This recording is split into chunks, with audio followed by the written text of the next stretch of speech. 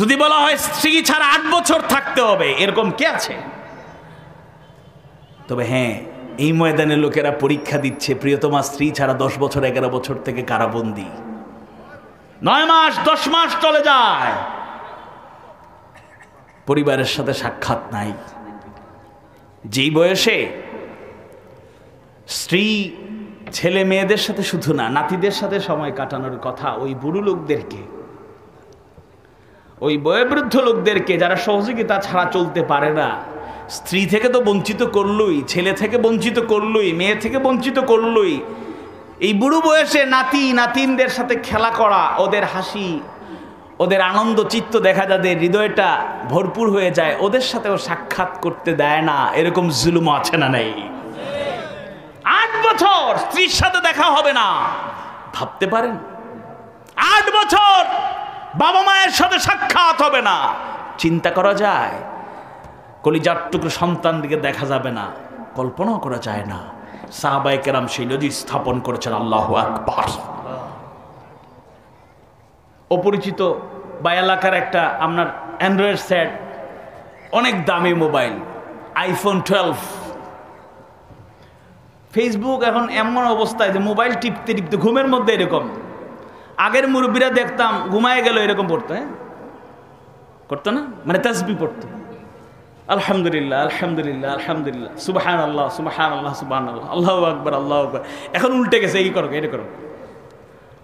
আহা, রাস্তায় হাঁটতেছে যুবক, খাদে পড়বে না কোন গহীনে পড়বে না কার সাথে ধাক্কা লাগে হুঁশ নাই, টিপতেছে যাচ্ছে যাচ্ছে, হঠাৎ করে বাচ্চা একজনের সাথে হাত লাগছে, মোবাইল পড়ে ভেঙে গেছে, তার একটু স্ক্রিনের মধ্যে সমস্যা হয়ে গেছে, এমন উত্তেজিত অবস্থা, সামান্য একটু চিড় ধরেছে, মেনে নেওয়া যায় না।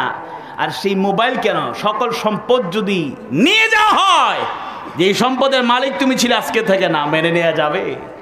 সামান্য মোবাইলে একটা স্ক্রিন সমস্যা হওয়ার কারণে উত্তেজিত হয়ে যায়, মারামারি পর্যন্ত হয়, লাঠালাঠি পর্যন্ত হয়। এই সিলেট বিভাগের জেলার নাম বলছি না, এই কিছুদিন আগে গত সপ্তাহে দেখলাম পত্রিকায়, অনলাইন একটা পত্রিকায়, সিলেটেরই জনপ্রিয় পত্রিকা, দেখলাম মাইকিং করে ঘোষণা দিয়ে 2 গ্রামের মানুষ মারামারি করতেছে। একজন বলছে ঠিক, নুরুল ইসলাম কিতাব বড় বড় লেখা দিতার নাইনি, আলহামদুলিল্লাহ।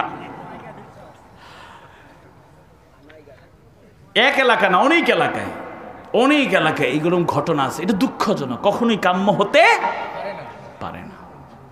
সামান্য বিষয় নিয়ে এত উত্তেজনা, আর আপনারে বলা হচ্ছে আপনি 10 কোটি টাকার মালিক, আজকে থেকে 1 টাকা আপনার নাই, সাধারণ কথা। তবে দিনের জন্য যদি কেউ বলে তোমার সম্পদ কেড়ে নিলাম, আমরা ওই সম্পদ ত্যাগ করতে রাজি আছি, আল্লাহ তার রাসূলকে ছাড়তে রাজি নই। আওয়াজ করে বলুন ঠিক কিনা? সাহাবায়ে কেরাম মক্কা থেকে যারা মদিনায় গেলেন, উজ্জ্বল সেই দৃষ্টান্ত স্থাপন করলেন।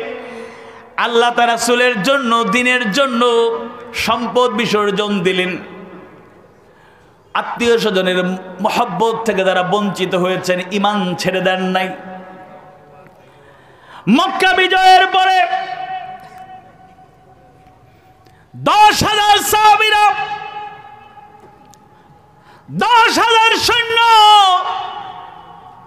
যারা জুলুম করলো, এত নিষ্ঠুর নির্যাতন করলো, তাদেরকে ক্ষমার ঘোষণা দিয়ে আবারও মক্কায় প্রবেশ করলেন। সুবহানাল্লাহ। মক্কা বিজয়ের পরে আল্লাহ রাসূলের ঘোষণায় আশারায়ে মুবাশশারা 10 জন সাহাবী দুনিয়াতেই জান্নাতের সার্টিফিকেট পেয়েছেন। সুবহানাল্লাহ। তন্মধ্যে অন্যতম আব্দুর রহমান বিন আউফ রাদিয়াল্লাহু আনহু। আব্দুর রহমান বিন আউফ রাদিয়াল্লাহু আনহু একদিন রাস্তা দিয়ে হেঁটে যাচ্ছেন, তার সাথে থাকা সাহাবী আব্দুর রহমান বিন আউফকে বললেন, আপনি এদিকে না তাকায়া পাশ কেটে চলে যাচ্ছেন কেন? এই যে সুন্দর বাড়ি, অট্টালিকা, এদিকে তাকাচ্ছেন না কেন? এফোর্ট করে চলে যাচ্ছেন কেন? আব্দুর রহমান বিন আউফ জবাবে বলেন, এদিকে আমি তাকাবো না, কারণ দুনিয়ার এই দৌলত, সেই সম্পদ আমার জান্নাতে যাওয়ার পথে বাধা হয়ে দাঁড়াতে পারে। সাহাবী বলেন, এটা তো আপনারই সম্পদ ছিল, আপনি তো কারো কাছে বিক্রি করেন নাই। তিনি এরপরে বলেন, এটা দখল হয়ে গেছে, আবার নতুন করে এই জায়গা আমি আর পেতে চাই না। জোরে কোন সুবহানাল্লাহ। আব্দুর রহমান বিন আউফ রাদিয়াল্লাহু আনহু নফল সাওম পালন করছিলেন। একজন সাহাবী ইফতারের দাওয়াত তাকে দান করলেন, যেহেতু আপনি সায়েম, আমার ঘরে আপনি ইফতার করবেন। ইফতারের সময় তিনি হাজির। খাবারগুলো সুসজ্জিত করে তার সামনে যখন রাখা হলো, বিশ্বাস করুন, আমরা যারা দিনের দাওয়াত দেই, দেশের এক প্রান্ত থেকে আগের এক প্রান্তে চলে যায়, আমাদেরকে মানুষের এত মহব্বত করে, এত খাবার টেবিলের মধ্যে সাজায় রাখে। অল্প করেও যদি একটা আইটেম আমরা না খাই, লোকেরা খুব কষ্ট পায়। এত সুখে আমরা আছি, এত আনন্দে আমরা সময় পার করি, কিন্তু ইসলামের পথে সবসময় আনন্দ নাও আসতে পারে। আব্দুর রহমান বিন আউফ রাদিয়াল্লাহু আনহু ইফতারের সুসজ্জিত অবস্থা দেখে কাঁদতে শুরু করলেন।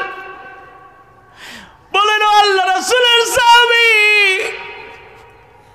আমরা বড্ড সুখী আয়েশি হয়ে গেছি,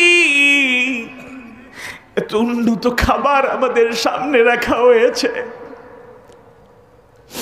নিঃসন্দেহে আমাদের চাইতে সৌভাগ্যবান আল্লাহ রাসূলের প্রিয় সাহাবী মুসআব বিন উমাইর। ঈমান আনার আগে যার সম্পদের অভাব ছিল না, ঈমান আনার আগে তরুণদের মাঝে এমন তরুণ খুঁজে পাওয়া যেত না তার চাইতে উন্নত পোশাক পরিধান করে। তরুণদের মাঝে এমন তরুণ খুঁজে পাওয়া যেত না তার চাইতে উন্নত সুগন্ধি ব্যবহার করে। কিন্তু সেই মুসআব বিন উমাইর ঈমান আনার পরে এত জৌলুসপূর্ণ জীবন ছিল না, তালি দিয়ে দিয়ে পোশাক তাকে পরতে হয়েছে। এমনকি তাকে যখন দাফন করা হবে, পরিপূর্ণ এক টুকরো কাফনের কাপড়ও পাওয়া যায় নাই। মাথা ঢাকলে পা বের হয়ে যায়, পা ঢাকলে মাথা বের হয়ে যায়। বিশ্বনবী সাহাবীদের সাথে কথা বলছেন, পাশ দিয়ে হেঁটে যাচ্ছেন মুসআব বিন উমাইর। বিশ্বনবী বলল, আমার সাহাবীরা, আমার প্রিয় সাহাবী মুসআব বিন উমাইরকে তোমরা ছিল কিনা? এই হলো আমার সেই সাহাবী মুসআব। ঈমান আনার আগে তার অবস্থা ছিল এরকম। তার মতো এত উন্নত পোশাক ব্যবহারকারী যুবক পাওয়া যেত না, উন্নত সুগন্ধি ব্যবহারকারী যুবক পাওয়া যেত না। আজ আমার মুসআব হেঁটে যায়, শরীরে পোশাক আছে কিন্তু অগণিত অসংখ্য তালি দেয়া, কিন্তু আমার মুসআবের মুখে আনন্দ হাসি আছে, মনে কষ্ট নাই।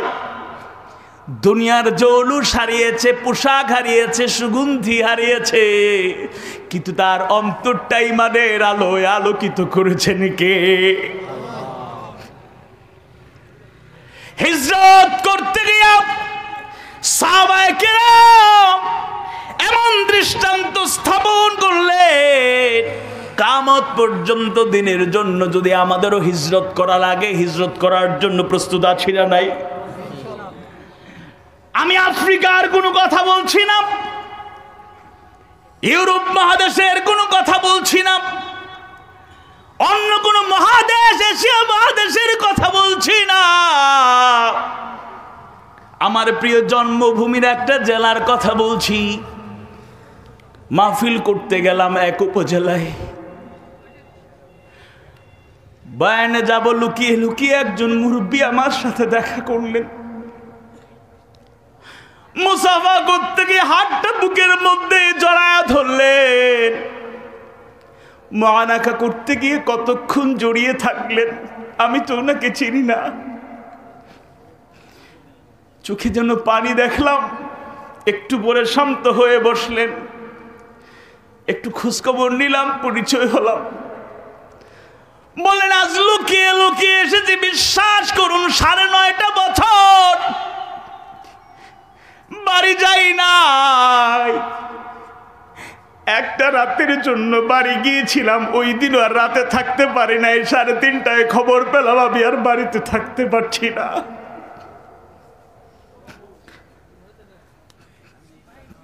কি অপরাধ ওই লোকগুলোর, শহীদ করা হয়, আবার তাদের সন্তানদের জন্য কষ্ট করে হালাল রুজি রোজগার করে বাড়ি বানিয়েছিল।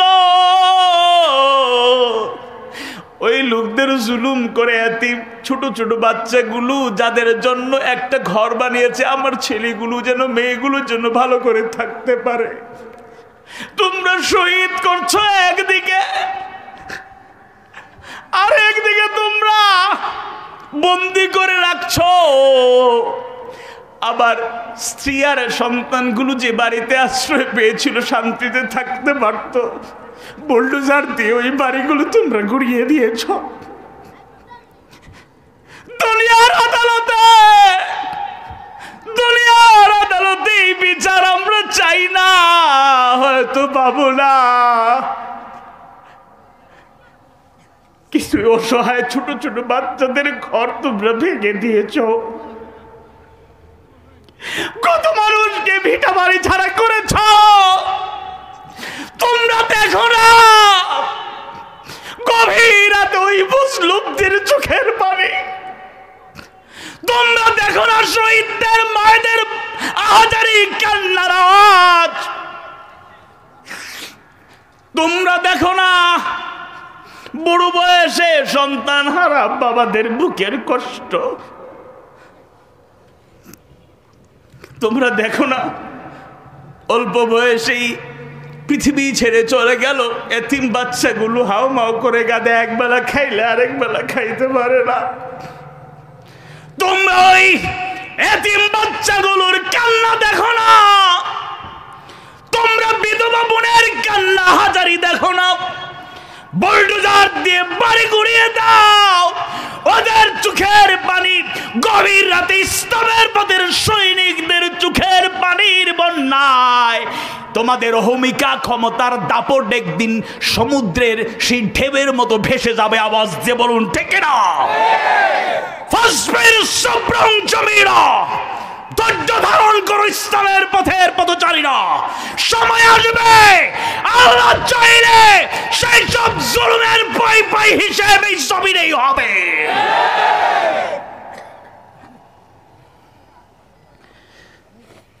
সেই সব সাহাবাদের ইতিহাস আমাদের অন্তরে আছে, কাজে আমরা দুর্বল ইমানদার না করলে এই জমিনে আল্লাহর গোলামেরা করছে। বিশাল অংশ আমরা করতে পারি না, কিন্তু কিছু মানুষ নজির স্থাপন করে হেসে হেসে মৃত্যুর আগে কিছুক্ষণ পরেই পৃথিবী থেকে বিদায় করা হবে, বসে বসে লাল চা খায়, কি কোনো টেনশন নাই। না টেনশন কি, আল্লাহর জন্যই তো চলে যাচ্ছি। আল্লাহু আকবার। সেই কাফেলা, সে আদর্শের পদযাত্রীদের কিয়ামত পর্যন্ত কেউ ধ্বংস করতে পারেনি, পারবে না ইনশাআল্লাহ। وجاهدوا بأموالهم وأنفسهم في سبيل الله, যারা জান এবং মালের ঝুঁকি নিয়ে জান এবং মাল উৎসর্গ করে আল্লাহর পথে জিহাদ করেছে, সংগ্রাম করেছে, জোরে কোন সুবহানাল্লাহ। ভালো করে বুঝুন, জিহাদের সাথে জঙ্গিবাদের কোনো সম্পর্ক নাই। কেউ যদি বলে আমি দিনের মুজাহিদ, তাকে জঙ্গি বলা যাবে না। আজকে দুঃখজনক হলো সত্য, গোটা পৃথিবীতে আমাদের যারা শেষ করে দিতে চায় তারা জিহাদের অপব্যাখ্যা করছে। দ্য হোলি ওয়ার্স, পবিত্র যুদ্ধ নাম দিয়ে শেষ করে দিচ্ছে জনপদ থেকে জনপদ। এরা আবার মানবতার কথা বলে, কিন্তু মানব জাতিকে নিষ্ঠুর কায়দায় পৃথিবী থেকে বিদায় করছে। এদের মধ্যে মানবিক মূল্যবোধ নেই বললেই চলে। এরা মানুষের অধিকারের কথা বলে, কিন্তু অধিকার হরণ করার মতো তাদের চাইতে দক্ষ আর পটু আর কেউ নাই। আজকে জিহাদ শব্দ ব্যবহার করা যাচ্ছে না অনেক জায়গায়, কেন? পরিষ্কার বলতে চাই, আমার ভালো লেগেছে, হবিগঞ্জের চুনারুঘাটে মাহফিলে গেলাম, তো কমিটির আমাদের সম্মানিত একজন আলেম যিনি দাওয়াত করেছে তিনি বললেন যে প্রশাসনের পক্ষ থেকে মৌলিকভাবে 2-3টি বিষয়ে কথা বলার জন্য বলা হয়েছে। আমি বলছি, কি বিষয়? বলছে জঙ্গিবাদ, সন্ত্রাসবাদের বিরুদ্ধে কথা বলতে হবে। আলহামদুলিল্লাহ, বলেন আলহামদুলিল্লাহ। কারণ আমাদের সাথে তো জঙ্গিবাদ এবং সন্ত্রাসবাদের কোনো সম্পর্ক নাই। জিহাদ আর জঙ্গিবাদ, জিহাদ, টেররিজম, সন্ত্রাসবাদ কখনোই এক নয়। মুজাহিদ আর জঙ্গি এক নয়। হ্যাঁ, আমাদের দেশও এখন একটু স্থির, মাঝখানে কিছু অস্থির করেছে কিছু লোকেরা, বিপদগামী লোকেরা, যারা কোরআনের আয়াতের অপব্যাখ্যা করে, কখন কোন আয়াত মানতে হবে শানে নুজুল জানে না, শানে উরুদ জানে না, প্রেক্ষাপট জানে না, কোন আয়াতের আমল কখন করবে বুঝে না। এই লোকগুলো জঙ্গি হয়ে গিয়ে অপকর্ম করেছে। আল্লাহ যারা বেঁচে আছে এদের তুমি হেদায়েত দাও, যারা চলে গেছে তো শেষ, তার ফয়সালা তো আল্লাহর দরবারে। জিহাদ মানে মারামারি, কাটাকাটি, যুদ্ধ বিগ্রহ নয়। জিহাদ শব্দের জুদুন থেকে উৎপত্তি, অর্থ হলো চেষ্টা, প্রচেষ্টা করা। জিহাদ ফি সাবিলিল্লাহ মানে হলো আল্লাহর পথে প্রাণান্তকর চেষ্টা, প্রচেষ্টা। মৌলিক 5টা কাজের নাম জিহাদ, মৌলিক 5টা কাজের ধারাবাহিকতার নাম জিহাদ। 1 দাওয়াত, দাওয়াত দিন, আদ-দাওয়া ইলাল্লাহ, আদ-দাওয়া ইলা রাসূল, দ্বীনের দিকে, ইসলামের দিকে ডাকা, আল্লাহর দিকে, রাসূলের দিকে ডাকা। আপনি সালাত আদায় করেন, নামাজ পড়েন, আপনি আরেকজনকে নামাজের দাওয়াত দেন। সায়েম, রোজাদার, আপনি আরেকজন রোজা না রাখলে তাকে বুঝান। আপনি সামর্থ্যবান হজ করেছেন, আরেকজনকে হজ করার জন্য উদ্বুদ্ধ করেন। আপনি সামর্থ্যবান, আতুজ যাকা ওয়া আতুজ যাকা, আপনি আমল করেন, যাকাত দেন, সামর্থ্যবান যাকাত দেন, তাদেরকে বুঝান। সমস্যা আছে? এটা হলো জিহাদের 1 নম্বর কাজ। 2 নম্বর শাহাদাত আলান নাস, শুধু দাওয়াত দিলেই চলবে না, ইসলামের বাস্তব প্রতিচ্ছবি নিজেদেরকে তৈরি করতে হবে, উপস্থাপন করতে হবে, অর্থাৎ আমল করতে হবে। 3 নম্বর আল আমর বিল মারুফ ওয়ান নাহি আনিল মুনকার, সৎ কাজের আদেশ, অসৎ কাজে নিষেধ। এখানে এসে একটু সমস্যার সৃষ্টি হয়। অন্যায়ের প্রতিবাদ করলে গায়ে জ্বালা পোড়া শুরু হয়ে যায়। এই যে ব্যবসায়ীরা আয়োজন করেছেন, ব্যবসার ফজিলত কোন হুজুর বর্ণনা করুক, ওয়া হাল্লাল্লাহুল বাইআ, কোরআন হাদিসের আলোকে যখন বর্ণনা করবে ব্যবসায়ীরা মহা খুশি। এই হুজুরে আমার বাড়িতে রাইখা দাও, আজকে খাওয়াবো, হাদিয়া তুবা যা লাগে আমরা দেবো। আর এর সাথে যদি বলেন ওয়া হাররামার রিবা, সুদকে হারাম করেছেন কে? একটু কণ্ঠ ঝেড়ে ফেলে জড়তা আওয়াজ দিয়ে বলুন, সুদকে হারাম করেছেন কে? আওয়াজ করে বলুন, সুদকে হারাম করেছেন কে? সুদের বিরুদ্ধে ওয়াজ করেন। ওই হুজুরে যদি আগামীতে দাসর বাজার ব্যবসায়ী সমিতির মাহফিল লাগাইল, দেখে না আমার যদি আনইন, তে আমরা মাহফিল কমিটির দায় 1 টাকাও হাতিয়ে দিতাম না। আমার জীবনে আমি পেয়েছি। সুনামগঞ্জ জেলার এক উপজেলায় গেছি, আমার জেলা, আমার বাড়ি মূলত সুনামগঞ্জ সদর উপজেলায়। এক উপজেলায় গেলাম, সভাপতি সাহেব, আপনি তো আলিম মানুষ, আলহামদুলিল্লাহ, ইসলাম ভাই আমরা প্রাণের স্পন্দন, শ্রদ্ধাভাজন ব্যক্তি। সভাপতি চেয়ারে বসা ছিলেন এক গুরুত্বপূর্ণ ব্যক্তি, এদেশের স্বাধীনতা সংগ্রামে অগ্রণী ভূমিকা ছিল, আলহামদুলিল্লাহ শ্রদ্ধা করেছি। কিন্তু কিছু কিছু হক কথা বলেছি। ইমাম সাহেবের দাওয়াত দিয়েছিলেন, আসার পথে আর হাদিয়া তুফা নাই, কিতা হাদিয়া দিতায়, গাড়ি ভাড়া দেওয়া যাইত না, হুজুর রকম বিদায় দিত, তাই যে কোনো কিচ্ছু করছি না, বহুত ভালো হয়েছে। আর বললাম ভাই যে অবস্থা, টেম্পারেচার বুড়া বয়সে কোনো অ্যাক্সিডেন্ট হইবা, আমি যাই গিয়ে টাকা উকা লাগতো না, আসসালামু আলাইকুম।